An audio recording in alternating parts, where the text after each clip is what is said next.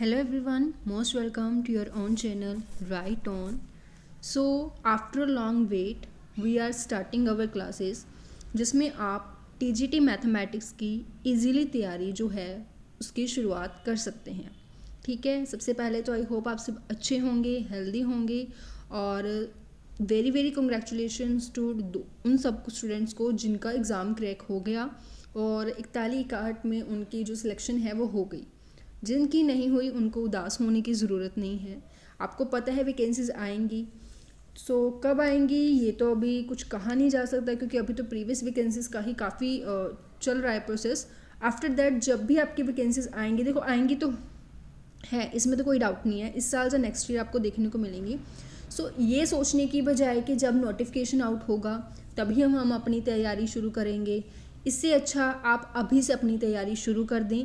क्योंकि अगर आप एग्ज़ाम को क्रैक करना चाहते हैं अच्छे से, सो टीजीटी मैथमेटिक्स एक ऐसी चीज़ है जिसका सिलेबस बहुत वाइड होता है।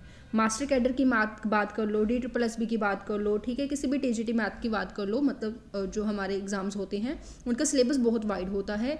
नोटिफिकेशन आने के बाद अगर हम उसको कवर करना स्टार्ट करेंगे तो हम सिर्फ सिलेबस ही कवर करवाते हैं, वो भी जल्दबाजी में, अच्छे से रिवीजन नहीं हो पाती, प्रैक्टिस नहीं हो पाती। जबकि मैथ एक ऐसा सब्जेक्ट है जो सिर्फ और सिर्फ प्रैक्टिस चाहता है। ठीक है, सो ये सब बातें तो मैं आपको बताती रहूँगी टाइम टू टाइम। अब हम स्टार्ट करते हैं हमारे लेक्चर को बिना टाइम वेस्ट किए। सो सबसे पहले तो आप सबका स्वागत है, और अगर आपने अभी तक हमारे चैनल को सब्सक्राइब नहीं किया तो सब्सक्राइब करें, क्लास को लाइक करें और ज़्यादा से ज़्यादा शेयर करें।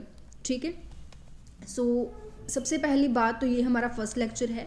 जैसे कि मैंने टेलीग्राम ग्रुप में पोल को डाला था, आपने पोल से ऑप्शंस को सिलेक्ट किया तो मैट्रिसेस एंड डिटर्मिनेंट सबसे पहला टॉपिक आपने सिलेक्ट किया कि सबसे पहले शुरुआत तो हमें यहीं से करनी है, तो यहीं से हम शुरुआत करेंगे। सेकेंडली अगर हम बात करें, अभी तक अगर किसी ने टेलीग्राम ग्रुप को ज्वाइन नहीं किया तो डिस्क्रिप्शन में लिंक अवेलेबल है, go and join the group. वहाँ ये आपके लिए काफ़ी ज़्यादा यूज़फुल होगा। कैसे यूज़फुल होगा?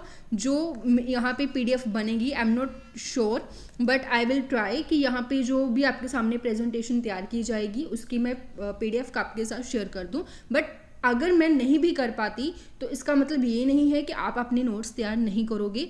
पेन और नोटबुक इस टाइम आपके पास होने चाहिए और आप अभी से अपनी तैयारी शुरू कर दें, क्योंकि लेट करना, आपने अगर एग्ज़ाम क्रैक करना है तो लेट तो बिल्कुल नहीं करना चाहिए। ठीक है, जिन्होंने भी प्रीवियस एग्ज़ाम दिया है मास्टर कैडर का उन सबको ये बात तो पता होगी कि अगर हम अच्छे से तैयारी करेंगे, अपने कॉन्सेप्ट क्लियर करेंगे, तभी हम क्रैक कर पाएंगे।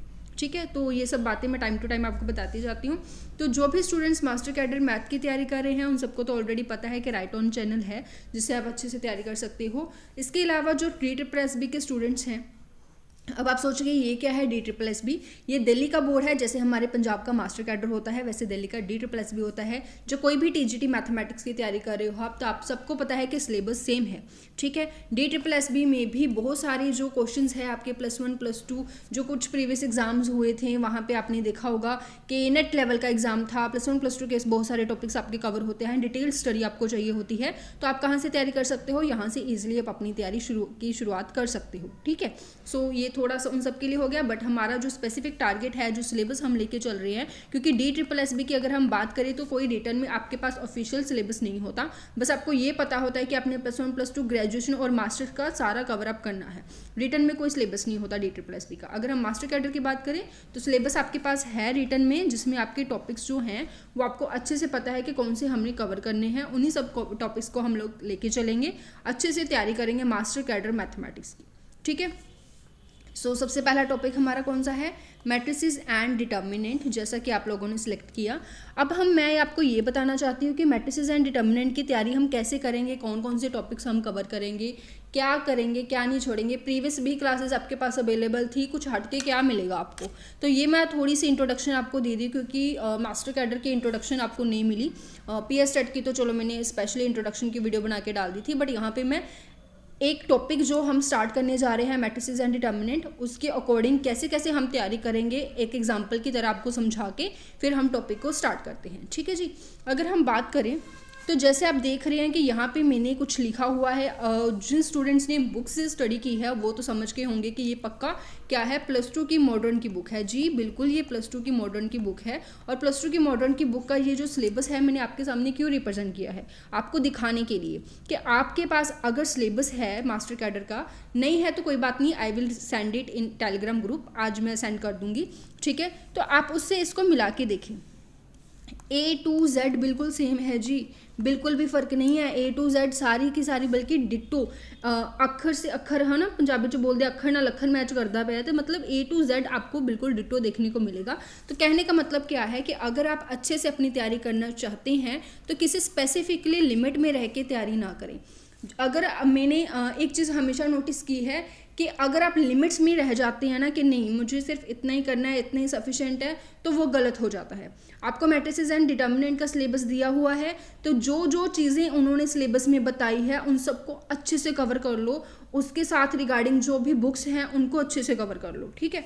तो I want to tell you that कि ये सारे टॉपिक्स हम जो है आपको, अगर +2 की मॉडर्न की बुक आपके पास नहीं है तो आप चिंता ना करें, मैं जो भी आपको करवाऊंगी उसके लिए आपको स्पेसिफिकली बुक उठाने की ज़रूरत नहीं पड़ेगी, बट अगर आपके पास है देन उससे अच्छी और कोई बात हो नहीं सकती, ठीक है। आप अपने नोट्स बनाते जाएं, अपने नोट्स को बनाएंगे तो आपको पता चलेगा कि सारी की सारी चीज़ें जो इस बुक में हैं वो हमने इन क्लासेस में कवर कर ली हैं, ठीक है। अब आप सोचेंगे ये तो +1 +2 का पार्ट हो गया, ग्रेजुएशन का क्या करें। तो ग्रेजुएशन के लिए ये देखिए मेरे पास नेक्स्ट बुक है, नेक्स्ट बुक कहेगी नेक्स्ट पेज है, इसमें भी आप देख सकते हैं ये सारे के सारे टॉपिक्स जो आप देख रहे हैं ना, यहाँ तक आइगन वैल्यूज़ और क्ले हैमिल्टन थ्योरम तक, पहले 6 चैप्टर्स की बात कर रही हूँ मैं, यहाँ पे सारे की बात नहीं कर रही हूँ, गलती से सारा का सारा पेस्ट हो गया यहाँ पे।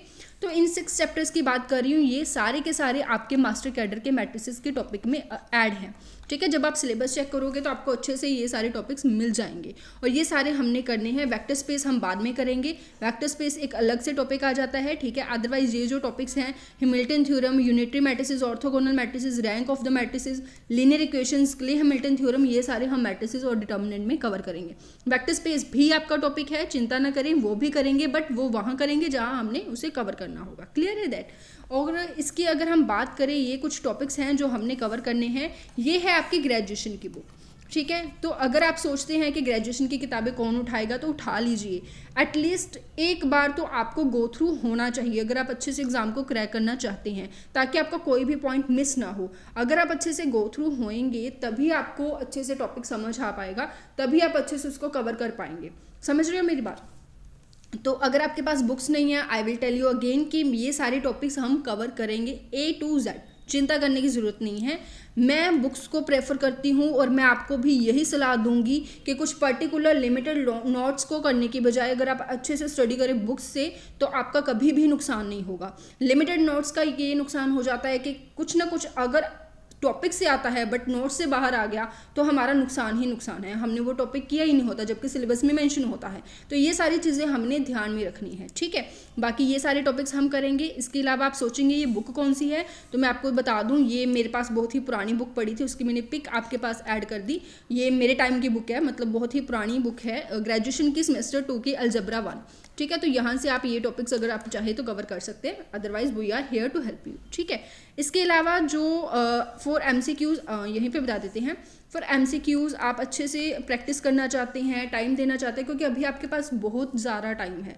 जिन्होंने एग्जाम क्रैक करना है वो अभी से तैयारी शुरू कर देंगे, नोटिफिकेशन के बाद तो सारी दुनिया पढ़ती है, ठीक है। तो MCQs के लिए ये DSSS के लिए भी ये एडवाइस है, ठीक है। ये जो सब कुछ मैं बोल रही हूँ वो सारी TGT मैथमेटिक्स के लिए है, not only for master cadre, ठीक है। बट हमारा टारगेट क्या है, मेनली मास्टर कैडर। तो MCQs की अगर हम बात करें तो MCQs भी अगर आपको देखने को मिलेंगे तो वो कहाँ से देखने को मिलेंगे, नॉट मिलेंगे इन द सेंस आप अच्छे से प्रैक्टिस कहाँ से कर सकते हो। दिनेश की बुक बहुत ज़्यादा पॉपुलर है, जिसने दिनेश की बुक कर ली वहाँ पे शॉर्ट ट्रिक्स आपको मिलेंगी, काफ़ी कुछ मिलेगा। तो बुक्स को फॉलो करो, ठीक है। ये बातें आपको कौन आपको मोस्टली ये सुनने को मिला होगा, यहाँ से पढ़ लो इससे बाहर कुछ नहीं आएगा, बट मैं आपको सजेस्ट करूँगी कि इन किताबों को पढ़ लो, इन किताबों से बाहर कुछ नहीं आएगा। हेल्प के लिए, समझाने के लिए, आपके डाउट्स को क्लियर करने के लिए आई एम हियर। और दिनेश की बुक्स और RD शर्मा की बुक्स भी हम करेंगे। तो जिसको ये डाउट है कि आप तो बुक्स करवा रहे होते, जी हम बुक्स ही करवाएंगे, बुक्स से ही आपका एग्जाम क्रैक होगा, ठीक है। दिनेश की बुक होगी, RD शर्मा की ऑब्जेक्टिव की बुक होगी, तो ये दोनों ही बुक्स आपके लिए काफ़ी ज़्यादा यूज़फुल और हेल्पफुल रहने वाली हैं, ठीक है। तो ऐसे हम करेंगे तैयारी। उम्मीद है ये सारी बातें आपको समझ में आ गई होंगी कि हम कैसे एग्ज़ाम की तैयारी को शुरू करने जा रहे हैं। एंड अगर किसी को भी डाउट है, जो किसी को भी कोई बात ऐसे लगे कि नहीं ऐसे नहीं होना चाहिए, ये ऐसे होना चाहिए, तो आप अपने सजेशंस ज़रूर दे सकते हैं ताकि मैं अपने आप को इम्प्रूव कर सकूँ। क्लियर? तो ये तो थी हमारी बातें कि हम कैसे क्या करेंगे। दूसरी बात, टेलीग्राम ग्रुप को ज्वाइन कर लें, ठीक है। मैं नोट्स ज़रूर शेयर करूँगी इस बार, ठीक है। I will try my best. अगर नहीं हो पाते तो आप अपने नोट्स ज़रूर बनाएं, ठीक है। बाकी मैं एक बार ज़रूर करूँगी, तो कई बार टाइम की कमी होने के कारण रह भी जाता है। क्लियर? तो शुरू करें फिर अपनी तैयारी को। तो सबसे पहले जैसे कि आप लोगों ने टॉपिक को डिसाइड किया, हाँ जी, तो जैसे कि आप लोगों ने डिसाइड किया कि हमें कौन सा टॉपिक स्टार्ट करना है, हमें स्टार्ट करना है मैट्रिसेस एंड डिटर्मिनेंट। तो उसके लिए हमारा सबसे पहला टॉपिक आ जाता है मैट्रिसेस। अच्छे से पढ़ेंगे, चिंता की कोई भी बात नहीं है। मैट्रिसेस, ठीक है। तो मैट्रिसेस क्या है, कैसे है, अगर आपने पहले एग्ज़ाम दिया हुआ है तो बहुत ईजी होगा ये टॉपिक आपके लिए। अगर आप दोबारा से अच्छे से तैयारी करना चाहते हो, या फर्स्ट टाइम दे रहे हो या जो भी, ठीक है, तो हम इसको डिटेल में पढ़ते हैं। सबसे पहले ये समझना ज़रूरी है कि मैट्रिसेस होता क्या है। अगर हम बात करें तो मैट्रिसेस एक तरीके से आप डाटा रिप्रेजेंट कर रहे हो। किस फॉर्म में रिप्रेजेंट कर रहे हो? रोज़ और कॉलम की फॉर्म में रिप्रेजेंट कर रहे हो, ठीक है। फॉर एग्जांपल मेरे पास कोई भी 3 पर्सन है, ठीक है। 3 पर्सन कौन से हैं? 2 पर्सन लगा लो, 3 पर्सन लगा लो। एक रिया है, एक सिया है और एक प्रिया है। कोई भी 3 गर्ल्स हैं, ठीक है। ये जाती हैं मार्केट यहाँ से क्या करेंगे? सामान लेंगी, ठीक है। मार्केट जाके इन्होंने कुछ चीज़ें खरीदी, कुछ भी खरीदी, बुक्स खरीदी, ठीक है। जो बुक्स हमने आज बताई हैं वो खरीदी, ठीक है। कॉपी खरीदी, पेंसिल खरीदी, कुछ भी इन्होंने परचेज़ किया। रिया ने 2 बुक्स खरीदी, 1 कॉपी खरीदी, ठीक है। सिया ने 4 बुक्स खरीदी, 3 कॉपी खरीदी। इस तरीके से कुछ डाटा है जो हम रिप्रेजेंट कर रहे हैं। अगर आप ध्यान से देखें तो ये डाटा किस फॉर्म में रिप्रेजेंट हो रहा है? ये डाटा कॉलम और रो के फॉर्मेट में रिप्रेजेंट हो रहा है, ठीक है। तो ये डाटा जो रो और कॉलम के फॉर्म में रिप्रेजेंट होता है, उसको जब हम इस तरीके से लिखते हैं, रिप्रेजेंट करते हैं, तो उसको हम लोग क्या बोलते हैं? मैट्रिसेस बोलते हैं। तो पहली बात तो ये समझना ज़रूरी है कि मैट्रिक्स होता क्या है, ठीक है। जिसको हम लोग क्या बोलते हैं? मैट्रिक्स बोलते हैं। मैट्रिसेस, बहुत सारी मैट्रिसेस को बोला जाता है मैट्रिक्स, ठीक है।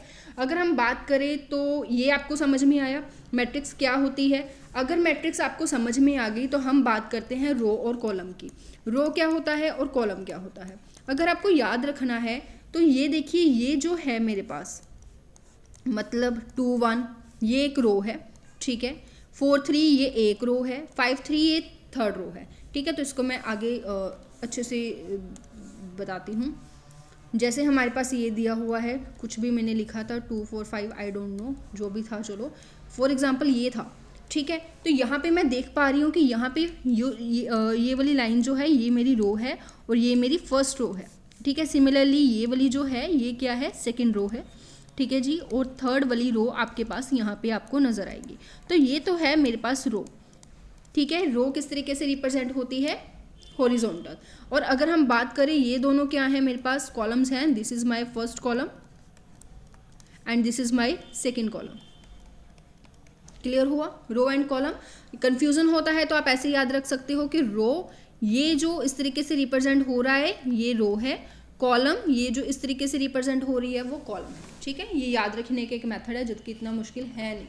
उसके बाद अगर हम बात करें डेफिनेशन, अगर आप लिखना चाहते हो लिख सकते हो, अदरवाइज इतनी ज़रूरत है नहीं, क्योंकि जो हमारा एग्जाम होता है वो डेफिनेशन बेस्ड नहीं होता, क्वेश्चन प्रैक्टिस के बेस्ड होता है, ठीक है। तो डेफिनेशन अगर आप लिखना चाहते हो तो लिख सकती हो कि एक मैट्रिक्स होती है जिसमें कुछ रोज होती हैं, कुछ कॉलम्स होती हैं, उसको हम लोग क्या बोलते हैं? मैट्रिक्स बोलते हैं, ठीक है। डाटा रिप्रेजेंट किया जाता है। और इसमें अगर हम बात करें, ये सब कुछ क्या है? ये 1 2 3 4 इनको हम लोग बोलते हैं elements. These are known as elements, ठीक है जी। ये क्या है? एलिमेंट्स हैं। और रो और कॉलम आपको समझ आ गया। तो ये सब मैंने बताया। ये सब बताने के बाद, ये तो एक एग्जांपल थी। एग्जांपल के बाद मैं आपको बता दूं कि इन जनरल हम रो को कैसे मैट्रिक्स को कैसे रिप्रेजेंट करते हैं। तो सबसे पहली बात, अगर आप किसी भी मैट्रिक्स को रिप्रेजेंट करना चाहते हैं तो उसको हम लोग एक ऑर्डर के साथ लिखते हैं। जैसे यहाँ पे मैं देख पा रही हूँ मेरे पास 3 रो हैं और 2 कॉलम हैं, तो मेरे पास क्या ऑर्डर बनेगा इसका? 3/2। अब ये क्या भला है ये मैं आपको बताती हूँ। जैसे कि हमारे पास कोई भी एक मैट्रिक्स है, यही एक मैट्रिक्स ले लेते हैं 2 4 5 1 3 3, ठीक है, यहाँ पे मैटर करता है, यहाँ पे इसके पैर में इसका ऑर्डर लिखा जाता है हमेशा, ठीक है, कि किस ऑर्डर की मैट्रिक्स है। किस ऑर्डर की मैट्रिक्स हमें क्या बताती है, किस ऑर्डर की मैट्रिक्स हमें ये बताती है कि यहाँ पे कौन कौन सी कितनी रो हैं और कितनी कॉलम है। तो हम देख सकते हैं यहाँ पे 3 रो हैं और मेरे पास 2 क्या है, कॉलम है। तो यहाँ से एक चीज़ तो आपको समझ में आ गई कि ऑर्डर हमेशा रो इनटू कॉलम की फॉर्म में रिप्रेजेंट किया जाता है। रो इनटू कॉलम का मतलब ये नहीं है कि रो और कॉलम को मल्टीप्लाई कर दो, बिल्कुल नहीं। तो यहाँ पे ऐसे ही लिखा जाएगा जिसमें हमें देखने से ही पता चल जाता है कि यहाँ पे 3 रो हैं और 2 कॉलम हैं, ठीक है। और अगर हम बात करें इसमें कितने एलिमेंट्स हैं, जब हम इसके ऑर्डर को सॉल्व कर लेते हैं, इसके ऑर्डर को मैंने क्या किया, सॉल्व कर लिया, मल्टीप्लाई कर लिया तो 6 आ गया। तो इस मैट्रिक्स में कितने एलिमेंट्स होंगे, 6 एलिमेंट्स होंगे। You can count also 1 2 3 4 5 6। बहुत ही बेसिक सी बातें हैं, समझ आया सबको, ठीक है। अगर हम बात करें जनरली कैसे रिप्रेजेंट करते हैं हम मैट्रिक्स को जनरली रिप्रेजेंट कैसे करते हैं, जैसे कि ये हमारे पास एक मैट्रिक्स है, ठीक है। हम एक मैट्रिक्स ले रहे हैं A11 A12, ये क्या है बताती हूँ, A13। वैसे 3x3 की एक मैट्रिक्स लेके समझाती हूँ, उसके बाद अप टू सोन M2N तक जाएंगे, ठीक है। 2 3 3 1 3 2 3 3, ठीक है। ये एक मैट्रिक्स है, ये एक मैट्रिक्स आपके सामने है। अब आप सोचेंगे इसमें क्या लिख दिया, इसमें कुछ नहीं, जस्ट इतनी सी चीज़ है। यही ले लेते हैं, इसका कलर चेंज करो, हाँ जी। तो इसमें क्या लिखा हुआ है आप देख पा रहे हो, यहाँ पे मेरे पास 3 रो हैं और 3 ही मेरे पास कॉलम है, तो इसका ऑर्डर बनेगा 3x3 का, ठीक है। आप ये देख रहे हो कि मैंने इसमें कुछ A11 A12 इस फॉर्म में लिखा है। A11 का मतलब क्या है, A1 का मतलब है कि जो एलिमेंट है वो फर्स्ट रो का है, ठीक है जी, और सेकंड कॉलम फर्स्ट कॉलम का है।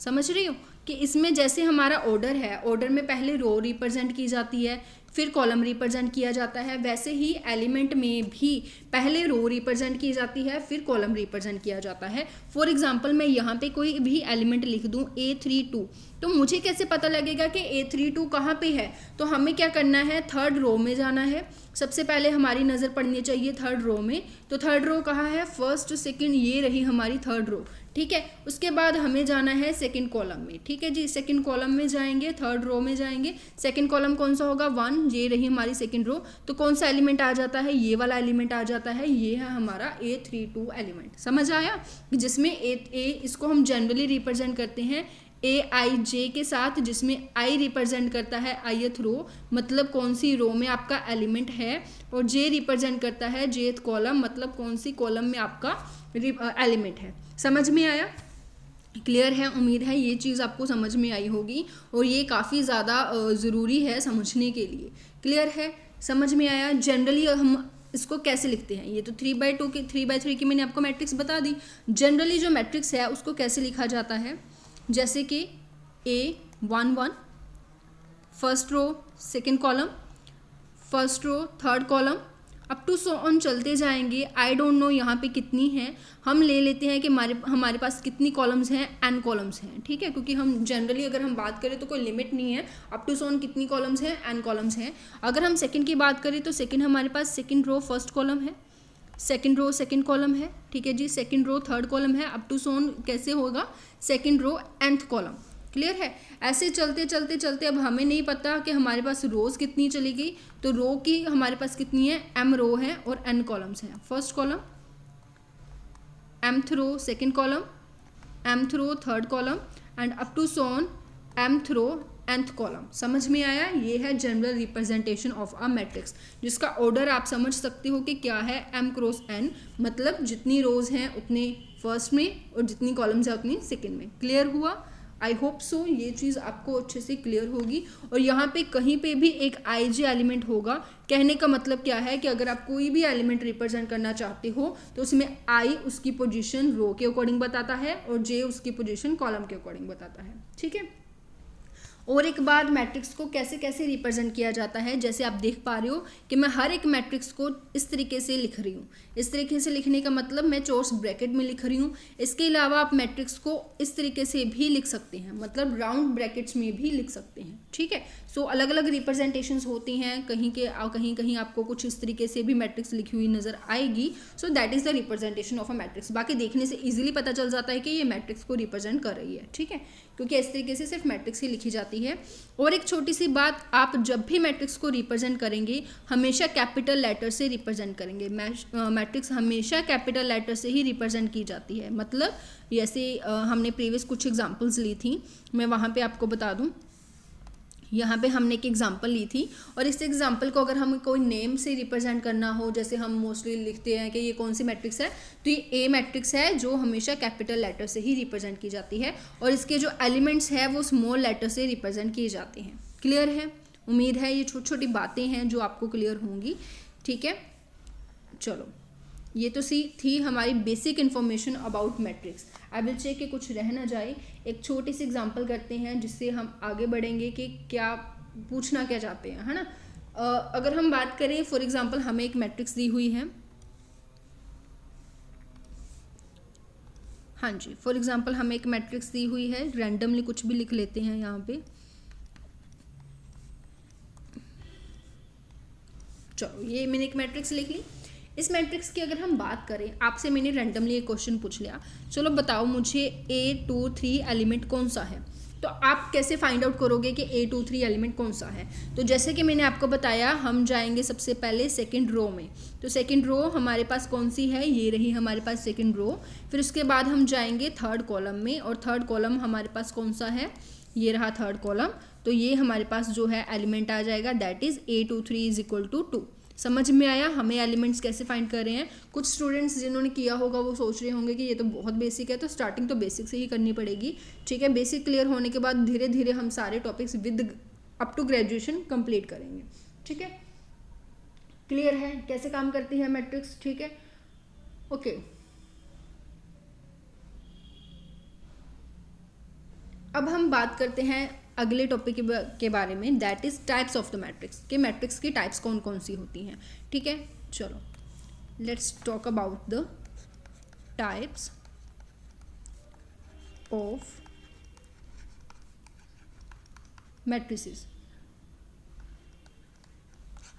मैट्रिसेस की कौन कौन सी टाइप्स होती हैं. ठीक है जी, मैट्रिसेस की अगर हम टाइप्स की बात करें तो कौन कौन सी टाइप्स यहाँ पे होती हैं. Just wait. सबसे पहली जो टाइप है वो कौन सी टाइप है, that is known as rectangular matrix.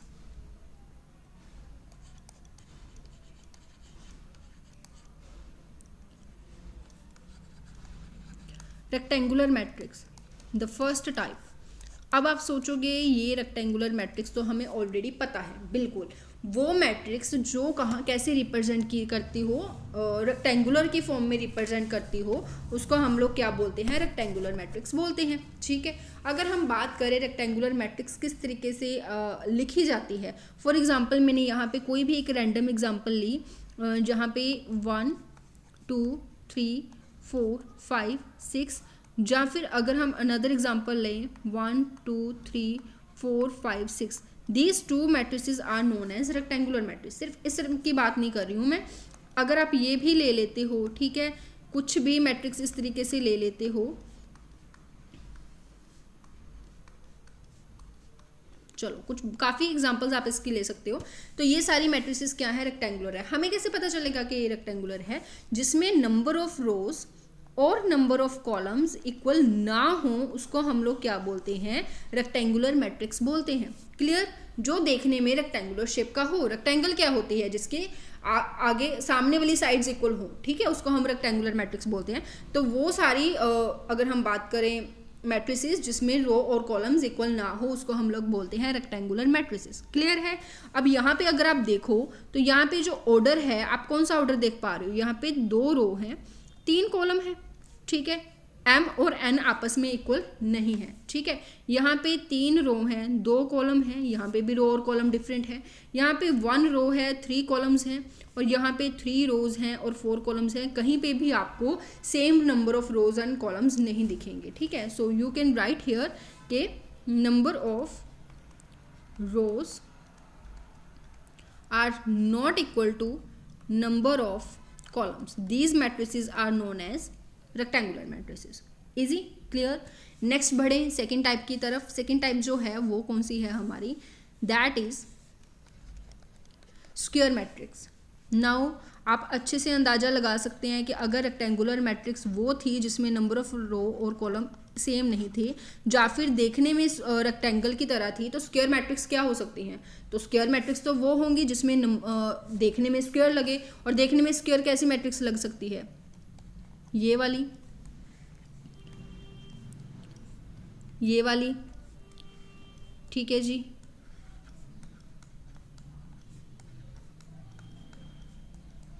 कुछ भी लिख सकते हो, मैं तो रैंडमली कुछ भी लिख रही हूँ. ठीक है, कोई भी नंबर ऑफ रोज और कॉलम ले सकते हो आप. तो यहाँ पे आप देख पा रहे हो कि यहाँ पे जो ऑर्डर है वो मेरे पास 1 by 1 का है. ठीक है जी. एक ही रो है, एक ही कॉलम है. 2 by 2 का है, एक ही 2 रोज हैं, 2 कॉलम्स हैं.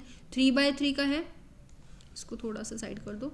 3 by 3 का है, 2 मतलब 3 रो है, 3 कॉलम है. 4 by 4 हो सकता है, 5 by 5 हो सकता है, n by n हो सकता है. मीन्स टू से जहाँ पे नंबर ऑफ रोज और नंबर ऑफ कॉलम्स आपस में क्या होंगे, इक्वल होंगे, वहाँ हम बोलते हैं उस मैट्रिक्स को स्क्वायर मैट्रिक्स. ठीक है. So number of rows should be equal to number of columns. अब ऐसी मैट्रिक्स को कैसे रिप्रेजेंट किया जाता है. अब आप सोचोगे कि अगर यहाँ पे एक ऐसी मैट्रिक्स है जिसके नंबर ऑफ रोज और नंबर ऑफ कॉलम्स इक्वल हैं, तो उसको हम लोग m by n से तो रिप्रेजेंट नहीं करेंगे. m by n से क्यों रिप्रेजेंट करेंगे जब दोनों सेम ही है. तो हम इसको किस तरह से रिप्रेजेंट करते हैं स्क्वायर मैट्रिक्स को, n by n से, क्योंकि बोथ आर सेम. तो डिफरेंट लिखने का कोई मतलब नहीं बनता, दोनों सेम है, n by n से रिप्रेजेंट किया जाता है. ठीक है, क्लियर हुआ कि स्क्वायर मैट्रिक्स क्या होती है. ठीक है जी. इसको हम लोग ऐसे नहीं बोलते कि 1 by 1 की है, इसको हम लोग बोलते हैं a square matrix with order 1. बोलने का भी तरीका चेंज हो गया. इसको हम लोग बोलते हैं a square matrix with order 2, order 3 की मैट्रिक्स है, ऑर्डर 2 की मैट्रिक्स है. क्लियर है. 2 by 2 या 3 by 3 नहीं बोला जाता. चलो आगे बढ़ते हैं नेक्स्ट टाइप में. नेक्स्ट टाइप जो है हमारे पास वो कौन सी है, दैट इज थर्ड टाइप, जिसको हम लोग क्या बोलते हैं, रो मैट्रिक्स. अब रो मैट्रिक्स क्या होती है. रो मैट्रिक्स वो मैट्रिक्स होती है जिसमें सिर्फ एक रो हो. ठीक है जी. इसका मतलब ये नहीं है कि सिर्फ रो ही होनी चाहिए, नहीं, रो होगी बट सिर्फ एक रो होगी. मतलब फॉर एग्जांपल यहाँ पे ये मैट्रिक्स हो गई. ठीक है, ये मैट्रिक्स हो गई. ठीक है, ये मैट्रिक्स हो गई. मैं विच कॉमा, सॉरी कॉमा नू हटाओ, दैट इज माई बैड. 1 2 3. ठीक है, या फिर ये वाली मैट्रिक्स हो गई. तो ये सारी मैट्रिसेस का ऑर्डर चेक करें. इसका ऑर्डर क्या है, 1 by 1. इसका ऑर्डर क्या है, 1 by 2. इसका ऑर्डर क्या है, 1 by 3. इसका ऑर्डर क्या है, 1 by n. मतलब हर एक जो मैट्रिक्स है उसमें जो रो है वो 1 है और कॉलम कितनी भी हो सकती है, doesn't matter. Row matrix is a matrix जिसमें रो की गिनती कितनी होगी, 1 होगी. अब बहुत सारे स्टूडेंट सोचेंगे ये भी क्या रो मैट्रिक्स है. जी बिल्कुल. हमारी कंडीशन ने कॉलम के बारे में कुछ नहीं बोला, हमारी कंडीशन ने सिर्फ इतना बोला कि रो 1 होनी चाहिए. तो उस अकॉर्डिंग ये मैट्रिक्स भी हमारी रो मैट्रिक्स ही कहलाएगी. ठीक है जी, क्लियर है. उम्मीद है ये चीज़ क्लियर होगी. तो रो मैट्रिक्स कौन सी मैट्रिक्स होती है जिसका ऑर्डर कुछ इस टाइप का होता है, जिसमें रो सिर्फ कितनी होगी, 1 होगी, कॉलम कितनी भी हो सकती है वो हमें कुछ इन्होंने बताया नहीं है. क्लियर. आगे बढ़ते हैं फोर्थ टाइप की तरफ. फोर्थ टाइप हमारे पास क्या है, कॉलम मैट्रिक्स. अब बात करें कॉलम मैट्रिक्स की, तो कॉलम मैट्रिक्स कौन सी मैट्रिक्स होती है. अब आप समझ ही गए होंगे, अगर रो मैट्रिक्स में एक ही रो थी तो कॉलम मैट्रिक्स में क्या होगा, एक ही कॉलम होगी. That is very easy. तो अगर इसके एग्जांपल लें तो एक एग्जांपल तो ये आ जाती है. अब यहाँ पे 1 की जगह कुछ और ले लेते हैं, वरना आपके माइंड में 1 ही बैठ जाएगा कि कुछ और ले नहीं सकते. कुछ भी आप रैंडमली यहाँ पे ले सकते हो. ठीक है जी. अगर आप बात करें तो यहाँ पे कुछ इस तरीके की एग्जाम्पल भी आ सकती है. ठीक है, कुछ इस तरीके की एग्जाम्पल भी आ सकती है, 1 2 3, है ना. कुछ भी आप ले सकते हो, 1 2 अप टू सोन एन. यहाँ पे आप उल्ट फुल्ट नंबर भी ले सकते हो. मैं तो जस्ट एग्जाम्पल के लिए 1 2 3 ले रही हूँ, यहाँ पे कंफ्यूज मत होना. ठीक है. तो ये जो मैट्रिक्स है ये हमारे पास क्या है, कॉलम मैट्रिक्स है. यहाँ पे 1 by 1 का ऑर्डर है. ठीक है जी. यहाँ पे 2 by 1 का ऑर्डर है. यहाँ पे 3/1 का ऑर्डर है और यहाँ पे n/1 का ऑर्डर है। तो हमें क्या फ़र्क पड़ता है, हमें तो इन्होंने कहा कॉलम मैट्रिक्स लिखो। कॉलम मैट्रिक्स क्या कहती है कि जिसका ऑर्डर कुछ इस तरीके का हो, मतलब जिसमें सिर्फ नंबर ऑफ जो कॉलम्स हैं वो 1 होना चाहिए, रो कितनी भी हो सकती है, that is known as column matrix. तो अब आप सबके माइंड में ये चीज़ आ रही होगी कि आपने इस तरीके की जो एलिमेंट है जिसका ऑर्डर सेम है 1/1 है, आपने उसको हर एक मैट्रिक्स बता दिया। आपने उसको स्क्वायर मैट्रिक्स भी बता दिया, रो भी बता दिया, कॉलम भी बता दिया। जी ये स्क्वायर मैट्रिक्स भी है, रो मैट्रिक्स भी है, कॉलम मैट्रिक्स भी है, क्योंकि हर एक प्रॉपर्टी में सेटिस्फाई हो रही है। समझे? So this matrix is also known as column matrix 2। Clear है? चलें आगे। 4th टाइप के बाद आगे बढ़ते हैं 5th टाइप के बारे में। 5th टाइप हमें क्या बताती है? 5th टाइप हमारे पास है सिंगलटन, लिख सकते हो आप, है ना, सिंगलटन एलिमेंट। 1 मिनट।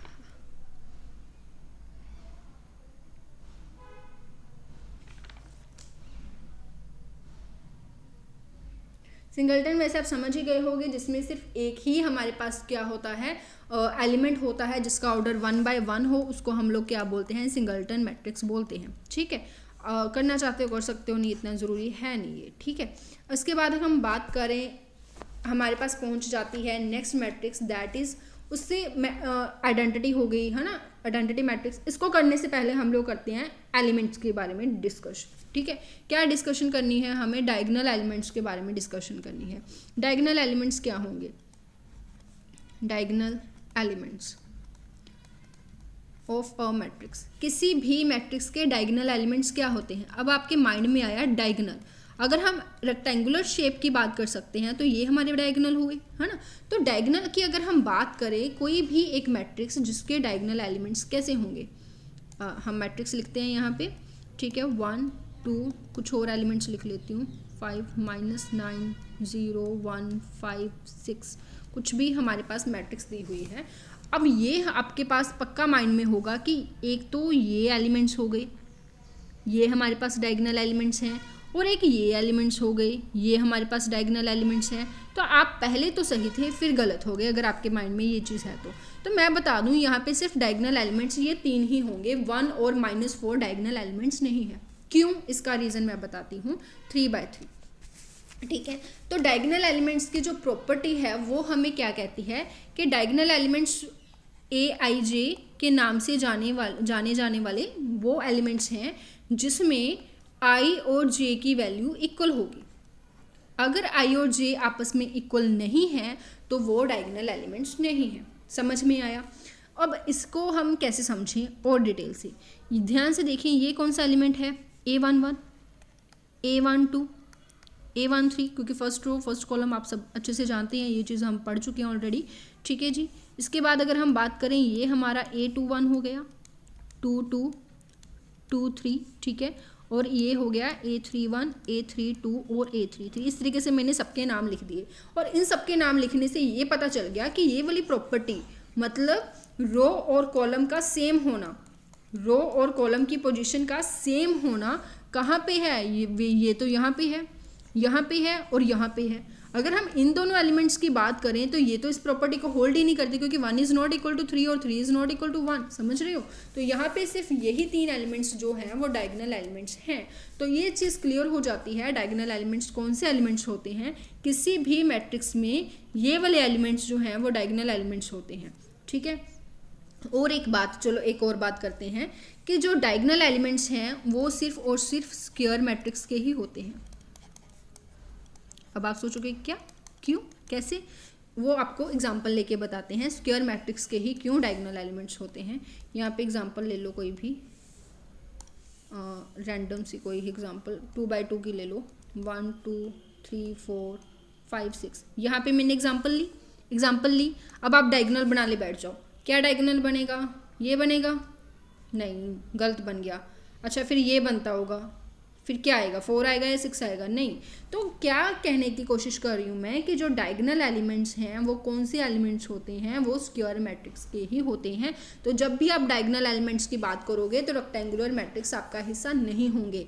ठीक है, वो कौन से एलिमेंट्स होंगे? वो स्क्वायर मैट्रिक्स के ही एलिमेंट्स होंगे जिसमें सारे कवर होते हैं।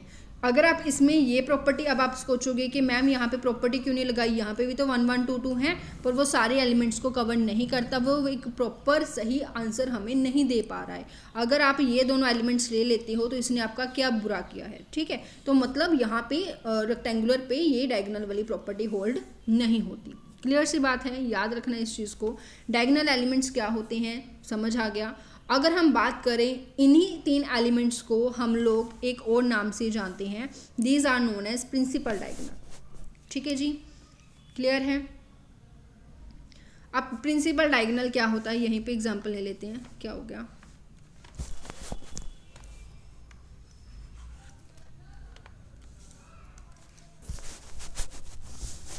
जस्ट वेट फॉर 1 मिनट, दिक्कत आई। हाँ जी, प्रिंसिपल डायगोनल्स क्या होते हैं। प्रिंसिपल डायगोनल्स, ये जो आपने यहाँ पे मैट्रिक्स लिखी, सॉरी इस मैट्रिक्स की अगर हम बात करें, इस मैट्रिक्स की ये जो मैंने लाइन बनाई है, इस लाइन को ही हम लोग क्या बोलते हैं, प्रिंसिपल डायगोनल। यहीं पे नोट कर लो, यहीं पे समझ लो, इसको ही हम लोग क्या बोलते हैं, प्रिंसिपल डायगोनल बोलते हैं। ठीक है, क्योंकि इतना प्रिंसिपल डायगोनल आपको पता होना चाहिए कि क्या है। ठीक है, क्लियर। डायगोनल एलिमेंट क्लियर हो गया, प्रिंसिपल डायगोनल क्लियर हो गया। चलो फिर आगे बढ़ते हैं। आगे क्या बढ़ेंगे, पॉइंट नंबर 6 पे चलते हैं। 6 पॉइंट पे जाके थोड़ा सा डिस्कशन करते हैं, किसके बारे में, डायगोनल मैट्रिक्स के बारे में। क्योंकि अब जो हम डिस्कस करेंगे वो मैट्रिक्स होगी, पहले जो हमने डिस्कस किया था वो एलिमेंट्स थे। ठीक है, तो डायगोनल मैट्रिक्स क्या होती है। डायगोनल मैट्रिक्स का मतलब कुछ ना कुछ ऐसा ज़रूर है जो डायगोनल से रिलेटेड है। तो डायगोनल्स, तो चलो ठीक है, डायगोनल से रिलेटेड है वो मैट्रिक्स जिसमें सिर्फ और सिर्फ डायगोनल एलिमेंट्स हों, बाकी सारे एलिमेंट्स क्या होने चाहिए, 0 होने चाहिए, उसको हम लोग क्या बोलते हैं, डायगोनल एलिमेंट्स बोलते हैं। Clear.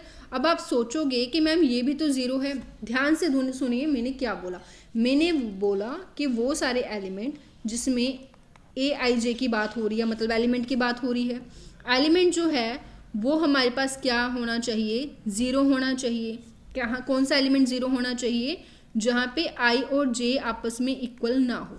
I will repeat it again, कि अगर आप इसको कुछ इस तरीके से लिखते हो, A11, A12, A13, 21, 22, 23, 31, 32 एंड 33, ये मेरे पास मैट्रिक्स बन गई। तो मेरे पास कौन से एलिमेंट 0 होने चाहिए, वो सारे एलिमेंट जहाँ पे I और J की वैल्यू सेम नहीं है। तो इसके अकॉर्डिंग कौन से एलिमेंट 0 हो गए, ये 0 होना चाहिए, ये वाला एलिमेंट 0 होना चाहिए, ये वाला एलिमेंट 0 होना चाहिए। मतलब ये सारे एलिमेंट 0 होने मस्ट हैं, ज़रूरी हैं, ये प्रॉपर्टी होल्ड होनी ज़रूरी है, तभी वो डायगोनल मैट्रिक्स बनेगी। अदरवाइज ये कहीं नहीं लिखा कि ये वाले एलिमेंट कुछ भी हो। फॉर एग्जाम्पल, कंफ्यूज ना हो, मैं दोबारा बोल देती हूँ, अगर आप ऐसी मैट्रिक्स भी लिखते हो ना, तो ये भी आपके पास डायगोनल मैट्रिक्स ही है। This is also a type of diagonal matrix. कैसे, क्योंकि यहाँ पे जो प्रॉपर्टी है वो होल्ड हो रही है। हमें इन तीनों के बारे में कुछ नहीं कहा, ये 0 भी हो सकते हैं, नेगेटिव भी हो सकते हैं, पॉजिटिव भी हो सकते हैं, कॉम्प्लेक्स नंबर भी हो सकते हैं, कुछ भी हो सकते हैं, बट जो बाकी वाले नंबर्स हैं वो 0 होने ज़रूरी हैं। समझ में आया। अगर मैं यहाँ पे 1 लिख देती तो ये डायगोनल मैट्रिक्स नहीं बनती। ठीक है, अगर मैं यहाँ पे 1 लिख देती हूँ तो वो डायगोनल मैट्रिक्स बन रही है। समझ रही हो, इन तीनों की कोई दिक्कत नहीं है, कुछ भी हो, अदरवाइज सारे एलिमेंट्स का 0 होना जरूरी है। This kind of matrix is known as diagonal matrix. Clear है, उम्मीद है क्लियर हुआ कि डायगोनल मैट्रिक्स क्या होती है। टाइप्स को कवर करते हैं, डायगोनल और आइडेंटिटी को। बहुत सारी टाइप्स है वैसे, चलो टाइप्स तो कवर ही करेंगे, इतनी जल्दी कैसे, है ना, इस थोड़ा जल्दी करते हैं। आगे चलते हैं 7th पे। अगर हम बात करें डायगोनल मैट्रिक्स के बाद एक और टाइप आ जाती है जिसको हम लोग क्या बोलते हैं, स्केलर मैट्रिक्स, जो कि काफ़ी ज़्यादा इंपॉर्टेंट भी है। स्केलर मैट्रिक्स क्या होती है, स्केलर मैट्रिक्स वो मैट्रिक्स होती है जो डायगोनल मैट्रिक्स की आगे टाइप में आती है। मतलब अगर हम कोई भी मैट्रिक्स लिख रहे हैं उसमें ये वाले एलिमेंट जो हैं वो सेम होने चाहिए, अदरवाइज सारे के सारे एलिमेंट्स क्या होने चाहिए, 0 होने चाहिए। उसको हम लोग क्या बोलते हैं, स्केलर मैट्रिक्स बोलते हैं। अब आप कहोगे ये तो यूनिट मैट्रिक्स है, ये यूनिट मैट्रिक्स भी है और ये स्केलर मैट्रिक्स भी है। अनदर एग्जांपल ले लेते हैं, यहाँ पे 2 2 2 होगा, अदरवाइज सारे के सारे एलिमेंट्स क्या होंगे, 0 होंगे। ठीक है जी। अनदर एग्जांपल ले लेते हैं, यहाँ पे 0 0 0, ये सारे भी क्या है, स्केलर मैट्रिक्स की टाइप हैं।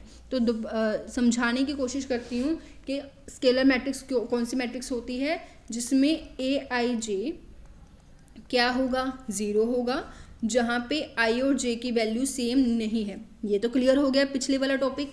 ठीक है, इसमें एक और प्रॉपर्टी ऐड हो जाती है कि Aij आपस में क्या होंगे, सेम होंगे, जहाँ पे i और j की वैल्यू सेम है। मतलब जो डायगोनल वाले एलिमेंट्स हैं वो कुछ भी हों, डजेंट मैटर, बट वो सारे के सारे क्या होने चाहिए, सेम होने चाहिए। अगर 2 है तो तीनों एलिमेंट 2 होंगे, 4 है तो 4 होंगे, 0 है तो 0 होंगे। तो ये सारे डायगोनल स्केलर मैट्रिक्स की टाइप है। 2/2 की अगर एग्जाम्पल लें तो ये हमारे पास 2/2 की एग्जाम्पल बनती है। समझ रहे हो? ठीक है, क्लियर है। आगे बढ़े स्केलर के बाद नेक्स्ट मैट्रिक्स की तरफ, that is known as 8th type, जिसको हम बहुत ज़्यादा इंपॉर्टेंट भी बोलते हैं, आइडेंटिटी मैट्रिक्स। आइडेंटिटी बोल लो, यूनिट मैट्रिक्स बोल लो, है ना, काफ़ी ज़्यादा इंपॉर्टेंट है। जैसे हमारे नंबर्स में 1 होता है, जैसे हमारे नंबर्स में 1 होता है, वैसे मैट्रिक्स में क्या होती है, आइडेंटिटी एलिमेंट होती है। ठीक है, हमें पता है कि अगर हम 2 को 1 के साथ मल्टीप्लाई कर देंगे तो 2 ही आएगा। सिमिलरली अगर हम किसी भी मैट्रिक्स को आइडेंटिटी के साथ रिप्रेजेंट कर देंगे तो सेम वही मैट्रिक्स आएगी। समझ रहे हो? नेक्स्ट अगर हम बात करें, आइडेंटिटी मैट्रिक्स को रिप्रेजेंट किया जाता है कैपिटल I से। Capital I is a representation of identity matrix. Identity matrix क्या होती है, वो मैट्रिक्स जिसमें सिर्फ डायगोनल एलिमेंट्स हों और डायगोनल एलिमेंट्स की यहाँ पे वैल्यू फिक्स हो गई। डायगोनल एलिमेंट्स क्या होंगे, 1 होगा। अगर आप कहो कि मैं 1 की जगह 2 लिख दूँ, सेम लिखूंगा पर 2 लिख देता हूँ, तो वो आइडेंटिटी मैट्रिक्स नहीं है। समझ रही हो? तो सिर्फ यही एक मैट्रिक्स है जो आइडेंटिटी मैट्रिक्स है, जिसमें फिक्स है कि 1 ही होना चाहिए। मेरे कहने का मतलब ये वाली मैट्रिक्स आइडेंटिटी मैट्रिक्स नहीं है, ये स्केलर मैट्रिक्स है। समझ रहे हो? आइडेंटिटी मैट्रिक्स समझ आया क्या होती है? ये होगी 3/3 की आइडेंटिटी मैट्रिक्स। इसको हम लोग कैसे लिखते हैं, आइडेंटिटी मैट्रिक्स ऑफ 3 ऑर्डर। ठीक है, अगर मैं 2/2 की आइडेंटिटी मैट्रिक्स लिखूँ तो वो किस तरीके से लिखी जाती है, कुछ इस तरीके से लिखी जाती है। क्या हो गया,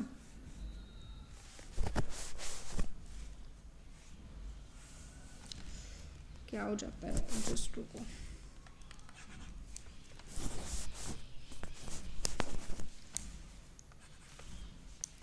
जी आ गया। तो ये हमारे पास जो मैट्रिक्स है, ये किस तरीके की मैट्रिक्स है, ये 2/2 की मैट्रिक्स है, जिसको हम I2 के साथ, मतलब आइडेंटिटी मैट्रिक्स ऑफ 2 के साथ रिप्रेजेंट करते हैं। क्लियर?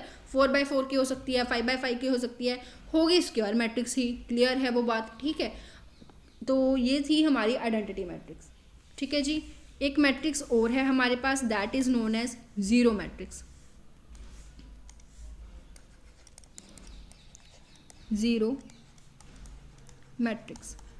तो ज़ीरो मैट्रिक्स जो है वो आपको कैसे देखने को मिल सकती है, 0 0 0 कोमा, गलती है मेरी।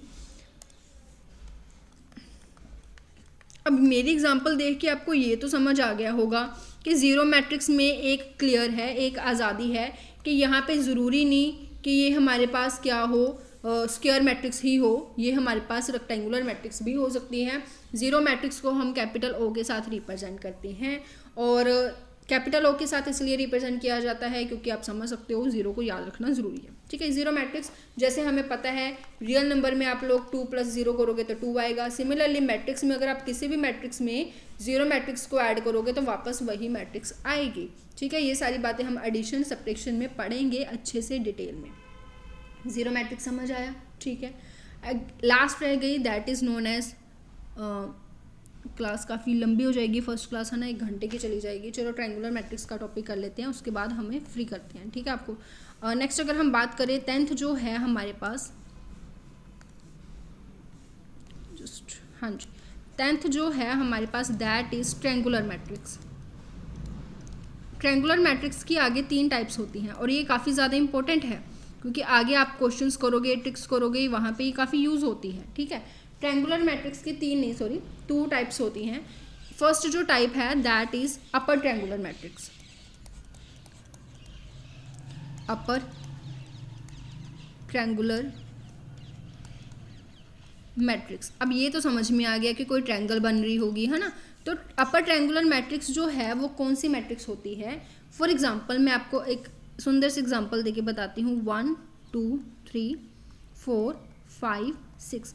यहाँ पे आप देख सकते हो कि मैंने कुछ एलिमेंट्स लिखे यहाँ पे एक ट्रायंगल की फॉर्म में, और ये जो सिर्फ इतना सा हिस्सा है यही हमारे पास एलिमेंट्स हैं, अदरवाइज सारे एलिमेंट्स मेरे पास क्या हैं? ज़ीरो हैं। तो कहने का मतलब क्या हो गया? अब इसको जनरल एलिमेंट से क्लियर करते हैं। A11 A12 A13, ठीक है जी। ये क्लियर करना इसलिए ज़रूरी है क्योंकि प्रॉपर्टीज़ यहीं से याद रहती हैं, ठीक है, नहीं फिर कन्फ्यूज़न हो जाता है।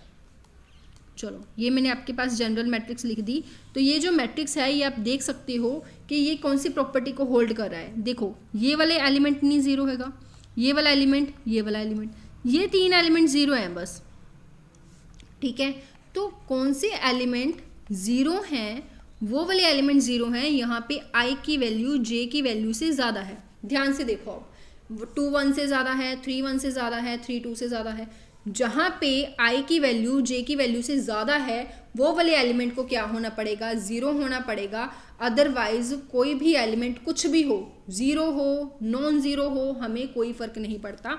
अगर हम बात करें कि अगर मैम मैं ये वाली मैट्रिक्स लिख लूँ तो क्या ये अपर ट्रायंगुलर मैट्रिक्स है? जी हाँ, ये अपर ट्रायंगुलर मैट्रिक्स है क्योंकि ये प्रॉपर्टी को होल्ड करती है।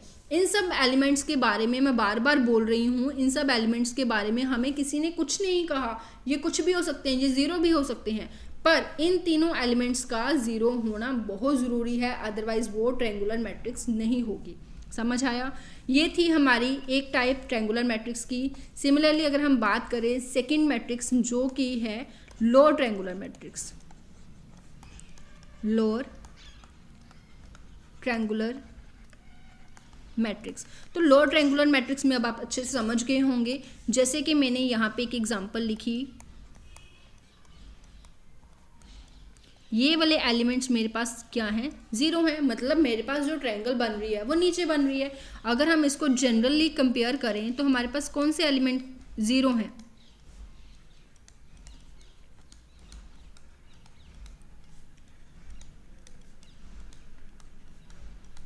हाँ जी, अगर हम इसको जनरली कंपेयर करें तो हमारे पास कौन से एलिमेंट ज़ीरो हैं? ये वाले तीन एलिमेंट ज़ीरो हैं हमारे पास, मतलब वो वाले सारे एलिमेंट ज़ीरो होंगे जहाँ पे आई की वैल्यू जे की वैल्यू से कम होगी। अगर ये वाली प्रॉपर्टी होल्ड होती है तो उसको हम लोग कौन सी मैट्रिक्स बोलते हैं? लोअर ट्रायंगुलर मैट्रिक्स बोलते हैं। तो मैम जो आपने पहले एग्जांपल लिखी थी तो क्या ये लोअर भी है? जी हाँ, ये अपर ट्रायंगुलर मैट्रिक्स भी है और ये लोअर ट्रायंगुलर मैट्रिक्स भी है, ये ज़ीरो मैट्रिक्स भी है, ये डायगोनल मैट्रिक्स भी है। और अगर हम बात करें सब कुछ मैं बताती हूँ एक रिव्यू उसके साथ, रीकैप के साथ। अगर हम बात करें फर्स्ट वन ज़ीरो मैट्रिक्स की, है ना, 0 0 करके मैंने कोई भी एक मैट्रिक्स लिख ली तो ये ट्रायंगुलर मैट्रिक्स है। ट्रायंगुलर की दोनों टाइप की मैट्रिक्स है ये, अपर भी प्लस लोअर भी,